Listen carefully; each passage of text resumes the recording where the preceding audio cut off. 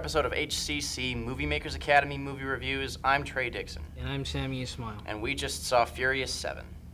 Furious 7 is the new action film from director James Wan. It stars Vin Diesel, Paul Walker, Michelle Rodriguez, Tyrese Gibson, Chris Ludacris Bridges, The Rock, Gal Gadot, Jordana Brewster, Josh Lucas, Jason Statham, Kurt Russell. Everyone is in this movie.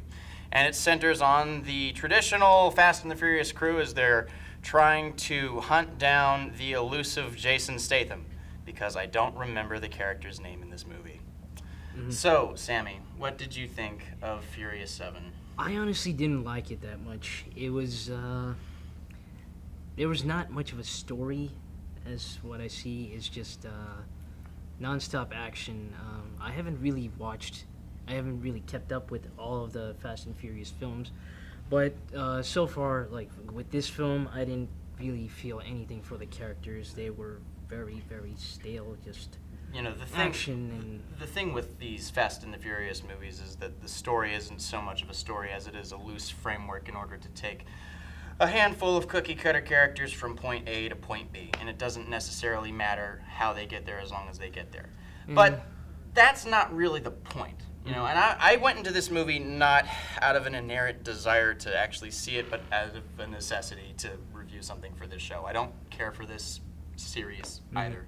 Yeah. And I agree. I didn't care for this movie at all. But there are $394 million worth of people out there who do. Yeah. So whatever they're doing in this movie, we weren't one. we weren't a group of those people. But when you watch a Fast and the Furious trailer, what do you see? Oh, it's just cars, action, flying people. Explosions, bullets flying, women being objectified, bumping rap music. And that's precisely what you get. Yep. With the Fast and the Furious movie, they don't aim to be any more than that.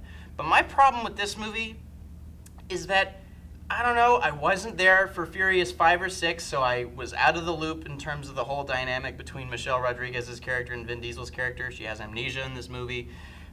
You don't really need a big catch-up for that type of plot point, but with this movie, they take time to sort of make you care about their relationship. But it doesn't do a very good job. No, it's so hackneyed. It's just so poorly, thinly written, and when the action does show up, it's well done. It's very well done. And if I can... I actually have to kind of disagree with you on the action. Oh, really? I just thought that the physics was just so ridiculous. Like, they just getting up right away after something, after a car flipping. I don't have a problem when movies of this type ignore the laws of physics. I was talking earlier with some people. I kind of do. Maybe I'm being a little too picky. No, it's perfectly reasonable. But there are some movies that know precisely what they are. There's a great movie called The Raid Redemption, where a bunch of people go into this building. And there's these really long, arduous, really flawlessly choreographed fight scenes, and you know that it's completely ridiculous, but it's so well done that you don't care. And the story isn't important. It's just getting these characters from point A to point B. And the movie never pretends to be any more than that. Another example would be last year's John Wick. Another great example. This movie pretends to be one of those movies, where it pretends to be like it doesn't want to be more than it really is. But there are like these weird melodramatic moments between Vin Diesel and Michelle Rodriguez that just send everything to a screeching halt. Yeah. I don't mind the action. I think that James Wan is an interesting filmmaker. I respect him. I don't think his movies are traditionally very good, but he values practicality over CGI whenever he has the option of doing something practically. Yeah. I really didn't see that in... You thought it was all CGI? Yeah, it was... But one thing, they actually used lookalikes and Paul Walker's brothers to film, and I never noticed that. That was really it was very flawless, and it's unfortunate that Paul Walker had to pass the way that he did. He was a likable actor. He'll be missed. But I feel like a lot of people will go into this movie and automatically enjoy it because they ended up losing such a beloved character. Yeah. And I liked Paul Walker. He was a very likable actor. Yeah. His loss doesn't make me automatically like the movie. Yeah. No. I mean, he was a great actor, but it just doesn't work.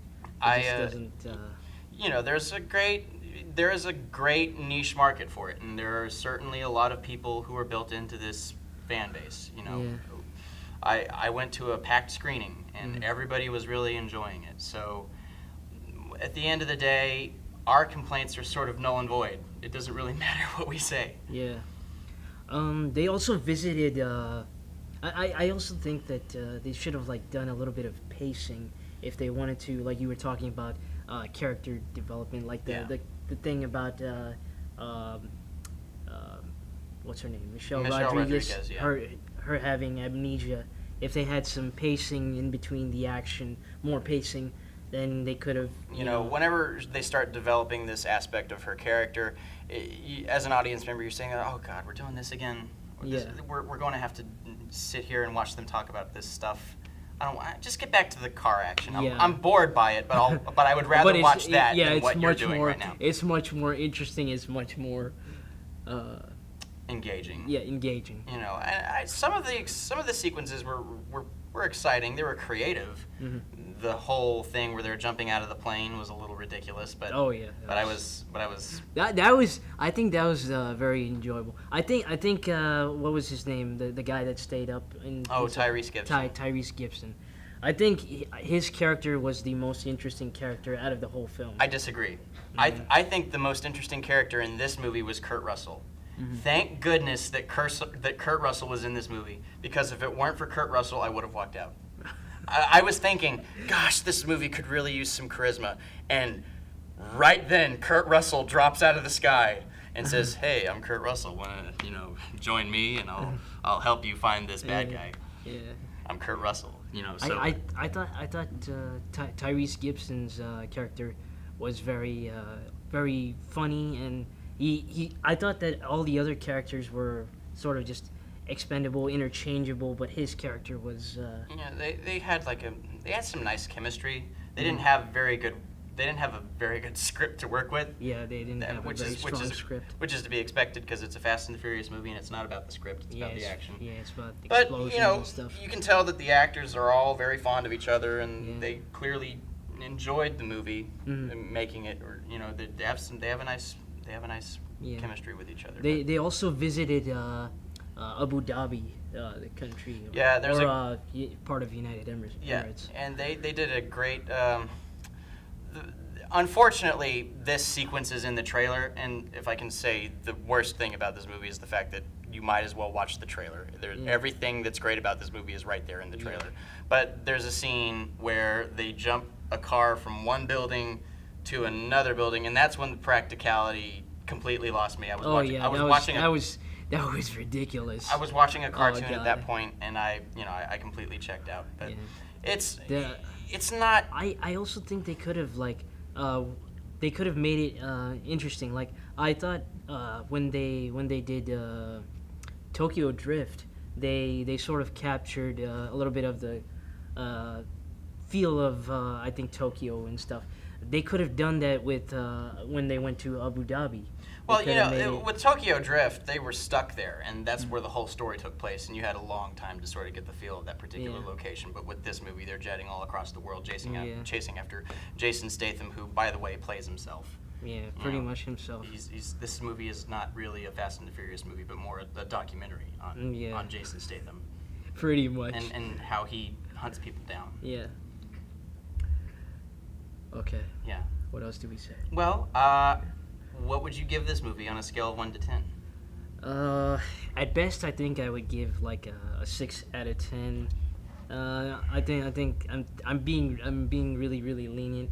It's if you want to watch it, I would say rather rent it than go to the theater. I don't know. What do you think? What I'm gonna say is that if you're a fan of the Fast and the Furious franchise, then absolutely go watch it, because it's everything that you've come to expect from movies of this type. You'll definitely enjoy it. Me personally, it's not my kind of movie. I need a little more character development, and it took itself a little too seriously, I think. I'm going to give it a 5.5. Okay. Well, I think that's all we have to say. Yep. Thank you for watching. Thank you. Thank you for watching HCC MovieMakers Academy movie reviews. We're brought to you by the Houston Community College Filmmaking Program and HCC TV. We love movies, and if you love movies, then check out our website at www.hccs.edu and enroll yourself in the art of filmmaking. Absolutely. Visit us on YouTube and check out our channel if you would like to receive alerts on more videos just like this one. As always, thank you so much for watching, and we will see you next time. Okay, see you. Bye. Okay, before you guys start, can you do that the same ending for me as well? Hmm?